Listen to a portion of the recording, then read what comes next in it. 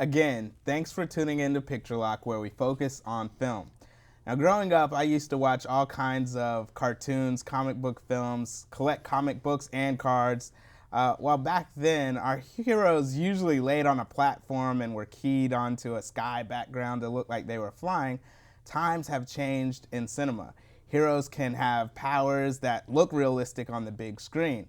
It's apparent with the recent superhero movie surge that Hollywood sees the value in these stories and characters of comic books and graphic novels. My next guests are emerging filmmakers in the DC area with a passion for the DC universe. So much so that they're making a fan film about heroes you probably haven't heard of. Victor and Trevor, welcome to the show. Thank you. Thank you. My pleasure, guys. I'm really interested in talking about this because, like I said, I grew up and I was collecting cards, collecting the comic books and things like that. So, what's your guys' story? How did you get into comics? All right. Well, I've been into comics for a really long time. It all started when my dad went on a business trip and he brought back 2 comics, one for me and one for my brother. He brought back Uncanny X-Men for my brother and Justice League of America for me. Nice. And this was back when it was George Perez, and yeah. So it was a pretty good era for me to be getting into comics. And ever since then, I've kind of found my own little niches, one of which was horror comics and also the DC Comics horror superheroes. So this is really something that I've been looking forward to for a long time without even knowing I was looking forward to it. Right. Yeah. How about you? Myself, a cousin of mine, he's an artist. He actually introduced me to comic books back in right in the beginning of high school. But it was more Marvel and independent comics Image because he was more into the actual artist's work, and that's more their thing as far as Image is having artists, own their work and actually be their creators and their own editors and just monitoring their own stuff, not being told what to draw but doing it themselves. So he was really into Image, and so that's where I started with. I think my first comic book was Brigade Number 1. Yeah. Wow. Yeah, that's going way back. That's 90 something. Anyway, yeah, Brigade Number 1. Then I got more into Marvel and Adam Warlock with Ron Marz and Jim Starlin with their run of it in the mid 90s. So I'm more of a Marvel man. He actually introduced me more to the DC side of things. Okay. Because for up until I met him, I was mainly Marvel. Like really no DC. If anything, it'd be Image or Marvel, but. Yeah, that's right. Yeah, that's how I am. I'm more Marvel, and I'm not really as much acquainted with DC because, like I said, honestly, you guys might name something, and I don't even know what you're talking about. Usually, at the end credits of these films, I look to my friend to the side and say, like who? Okay, who's that guy? What does that mean? What does that mean for Captain America? Yeah. So obviously, explain what a fan film is, and then after that. Why don't you tell us, when did you fall in love with comics? Because obviously, if you guys want to make a fan film, you have to love it. Mm-hmm. Well, a fan film is a nonprofit film that is basically driven by the passion of the filmmaker. I mean, it's whatever the subject matter is, they love it, and that's why they're doing it. They're not doing it for money or anything like that. They're doing it because they enjoy it, and they just want to see it on the big screen. A lot of the times, a lot of fan films are for games or comic books or something that just haven't been made yet. I mean, we usually get Superman, Batman, Spider-Man, but there are other superheroes outside of that, that a lot of people want to see. So, I mean, like ourselves, we just wanted to see these characters. So that was one of the things that drove us, just the love of these characters and wanting to see them, actually live action. Yeah. And there's no motivation for us to sell it as a DVD or get any spotlight that way. It's really just because we wanted to see the story ourselves, and that's kind of how we wrote the screenplay too. Was it's a big mixture of some of the storylines from some of the comic arcs, but we kind of took what we liked from some of the things and added our own twists on things, and it was a good combination of all of those factors. So. Right. Now, I know that sometimes the fan films can be better than the Hollywood films. Like, I know they had, the Punisher fan film. I saw that. I thought that was pretty awesome. So how did you guys get into Justice League Dark? Because I'm familiar with Justice League, and I'm sure most people are. but Justice League Dark, not so much. Obviously, the first time I heard about it was when I heard about you guys making the fan film. Sure. So how did you get into it?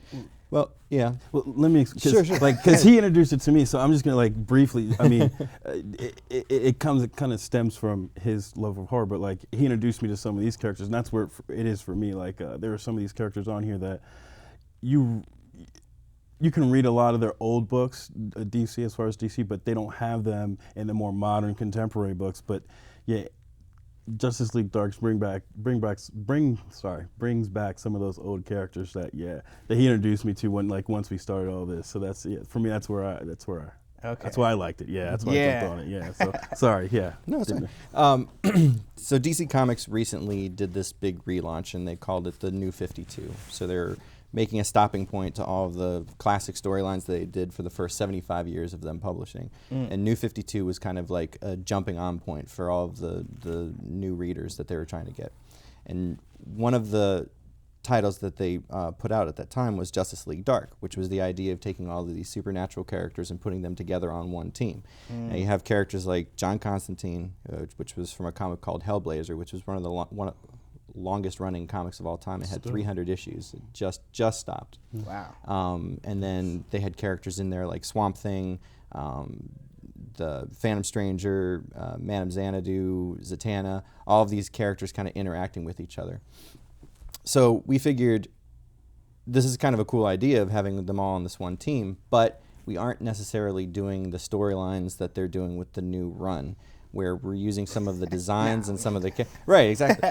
We're going with kind of the classic characterizations of these characters that we really liked, and the kind of the things that I was pointing out to him, some of the old Jim Aparo storylines for Spectre and things like that. So you're kind of pulling from it, but making your own thing. We're definitely trying to make it our own thing, and then of course the thing that we don't talk about too much, but is a real fact, is that Guillermo del Toro is actually putting out a movie here in the next few years. He's made it very well known that he wants to. It's his passion project, and that kind of was another thing that made us re-examine the whole property. And we say, well, he's going to be doing this big movie, but it's been stuck in development hell for the past little while. Right. So we're like, well, if he's going to take his time making it, why don't we do it and see what we can do with it while we wait? So that's part of it too. So can you guys give a little summary of what the film is going to be about? Or I know you guys are kind of keeping some things. Your answer is kind of a cool segue, because I mean that's one of the things with our project that's kind of different from what we would assume what would be different from like Guillermo del Toro's or anything that you would actually see big budget, is that our characters aren't crazy costume, these are average, everyday looking people. I mean, there's one person that's actually in costume but he's a ghost, so it's kind of hard to avoid that. Right? Other than that, everyone's pretty much, you'd see somebody walking down the streets of New York and you wouldn't, bat an eye or turn a head to them. Right. And that's kind of where we were going with it, where we wanted to keep it gritty realism, dark, kind of, film noir, but, of course, still superhero elements, but not superhero-y, not, guys in spandex and tights and whatnot, but still special effects, but not special effects oriented, still story-based. Right, so, right. Yeah. So talk about that. How important is outlining to your writing? Because, I'm sure to pull from all these different other storylines, you gotta organize all these things, So how important was the outlining, and did you guys outline, or what? Well, the thing is, our friendship is we love movies. We both, that's what brings us together. We love movies, we love comic books, and we love talking about them. And we've basically been doing this for the past 4 or 5 years that we've known each other. We've talked about a movie that, broken down why it was good, what was bad, right. How it could have been improved, and then, this is what we would have done, this sort of thing. And we've done it so many times, it got to the point where it's like, well, why aren't we doing it? Right, right. Why aren't we doing this? So the process was something more long-winded than we, unbeknownst to us both, but it was long-winded, but we started this a while ago, and then one day we just, if you want to pick up from there, we just decided to. So again, as he was saying, a lot of the conversations we have really come from what's not being done right, and why is it that these studio executives cast this person, and why is that's such a horrible idea, and why didn't they just do this storyline, or why didn't they explore this with the character, and it almost like a disservice to the fans sometimes. Right. So we wanted to do something where we were very, very passionate about the property, passionate about the characters, and we knew these characters up and down because we've been freaking out about them for the past couple of months. So it started out where Victor had he wrote a screenplay, a full-length movie, and he asked me to read it, and I did, and then I gave him some notes, and we started doing a little bit of rewrites on that. We said, this is really cool, but let's see if we can do a smaller project first and kind of like get into that. So we started talking about really it was going to be like using some of these characters, and then we're like, well, wait a minute, there's this character, and this character, and Justice League Dark is, a thing that DC's doing right now, so we kind of just took that mantle, it should put it into there, and kind of plug and play with that. So as far as writing the storyline, it was really, and I know this is kind of a hack way of saying it, but it was really an organic way of writing where we took some of these elements and kind of it just went. And by the end of it, we had the screenplay. We started out with, I think it was like an 8-page screenplay, and we're like, oh, we're just going to do this a 5-minute movie. And then, of course, after a couple of rewrites, it boosted up to like a 12-page, which was, it was really easy to do that. And it was more just kind of filling out the things that were missing instead of adding things just to add it. We really did want to do it as a 5-minute film, but then we're like, all right, it makes more sense now as a 12-minute film. So now, real quick, a question before you guys obviously have an Indiegogo campaign out right now for the film, but you kind of touched on it. Comic fans are some of the most loyal fans, but then like you said, like if you don't get it right, they can go berserk, right? Oh yeah. So, so talk about the pressure of like getting it right. Obviously, you guys, I'm sure you got a little pressure on, just to get it right. Well, I think that's kind of one of the things is like we feel like we have gotten it right. I mean, I don't know. I know for me, like I feel like we've gotten the tones of the characters, of the world, of what we're trying to do. Like it's there, so you can see it and you'll feel it. But for me, I feel like once you see it, you're gonna enjoy it. There's no way you can't not, because it's a good story. I feel good about it. I can't. We did our costume designs based on some of the more modern designs. Not exactly, but we're trying to make it as close as possible to those designs.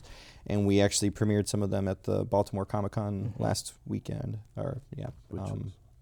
And the reception was really, really good. And we put some pictures up. And actually, the artist of the series for the New 52, Mikael Henning, he contacted us and said, you guys did a really good job with this design. I can't wait to see what you do. And that was a really good feeling, a really good shout out. And so it kind of let us know, okay, if he's saying that you guys are doing pretty good, then we're obviously doing something well. Exactly. It's crazy because shout out to Jeffrey K. Lyles, LylesMovieFiles.com. I saw he had done a little story on you guys, and that's how I was like, wait, I know them. It was like, oh, okay. Sure. So that's cool. That's cool. Okay, so Indiegogo campaign going on. Let's talk about that. Sure. All right. Now. It actually, right? And now. All right. It launched the night before Baltimore Comic-Con, and it goes until a few days after New York Comic-Con coming up here next month. The reception's been really good so far. We've already raised over $2,000, which is pretty good. I mean, we look at some of the campaigns that are trying to raise money about what we are, and we see that some of them aren't touching it, and some of them, of course, are skyrocketing past us. So we're feeling pretty good about where we are. We have a little over 30 days still left to go. We have the rewards that we have right now. We have pint glasses featuring some of the production artwork for the film. John Constantine is on a pint glass, and that's one of the rewards, and it's actually at a pretty good price point. I thought that was pretty cool that you guys got those things. Oh, yeah. They look pretty cool. They're solid. That was kind of one of those, like, this could be really cool, and if I was, if I was seeing this, I would actually really, really want that. So then we're also have a T-shirt featuring the artwork of Dead Man as the Hanged Man tarot card. We have some things with our production company logo on it, which is Happy Reaper Productions. And by going to happyreaper.com, it automatically goes to the Indiegogo Yeah, site. we decided to do that. We redirected straight from our main website to the Indiegogo campaign for the link of that. Nice. Now we're going to be adding some other rewards this week also, some pretty interesting things. One of them is a prop from the movie. It's the Phantom Stranger hat, and the people who win it can either get it just as it is or have it signed by either the actor Marshall Shirley for Phantom Stranger or even the entire cast. Nice. A couple other interesting rewards. We're going to offer a tarot card reading from from Madame Xanadu, the actress that plays Madame Xanadu. Okay. Her grandmother was a psychic, a real tarot card reader. The actor. The actress, yep. Yeah. And she has learned a lot from her, and she has offered to do that as a reward too. So, Okay. yep. Cool, guys. Well, before we wrap up, again, maybe just let our listeners know and viewers know, where they can find you guys and how they can donate to the cause if they want to. Sure. It's happyreaper.com. Also, if you go to Facebook, you can find us at facebook.com/JLDgathering. We're on Twitter at Happy Reaper Prod for productions. We're also on Facebook at Happy Reaper Productions, just facebook.com/Happy Reaper Productions. And we're on Instagram. We're all over, actually. So we're hitting it pretty hard. Definitely. Nice. Well, guys, I'm looking forward to seeing this because anytime that, you have the confidence and you're comic fans and you're like, nah, they're not going to be mad. It must be good. No pressure. No pressure, though. No pressure. No pressure. No. Well, thanks for coming on the show, guys. Absolutely. Definitely appreciate it. Thank you Thank very you for much. having us. Yeah, absolutely. All right. Don't go anywhere. We'll be right back.